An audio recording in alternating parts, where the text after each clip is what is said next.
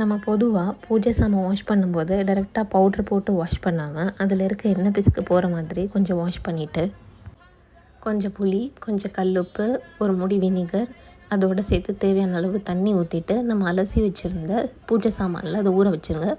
ஊற வச்சுட்டு தேவையான அளவு பீதாம்பரியோ இல்லை சபீனாவோ எடுத்துகிட்டு அதில் விம் லிக்விட் ஆட் பண்ணிவிட்டு இந்த மாதிரி லெமனை பாதியாக கட் பண்ணி அதில் தொட்டு விளக்கணும். இப்படி வாஷ் பண்ணுறனால பூஜை சாமான்லாம் ஈஸியாக க்ளீன் ஆகிடும். இந்த பூஜை சாமானை அந்த தண்ணியில் ஒரு 20 நிமிஷத்துக்கு ஊற வச்சுக்கிட்டால் போதும். அப்படி ஊற வச்சு உங்களுக்கு அந்த எண்ணெய் பிசுக்கு போகலைன்னா அந்த லெமனோட கொஞ்சம் புளியையும் சேர்த்து விளக்கி பாருங்கள். அந்த எண்ணெய் பிசுக்கு இருந்த இடமே தெரியாமல் போயிடும். நான் என்னோடய பூஜை சாமானெல்லாம் ஒவ்வொரு முறையும் இப்படி தான் க்ளீன் பண்ணுறேன். சாமிக்கு படைக்கிற பூ ரொம்ப நாள் வாழாமல் இருக்கணும்னா இந்த சிம்பிள் மெத்தடை ட்ரை பண்ணுங்கள்.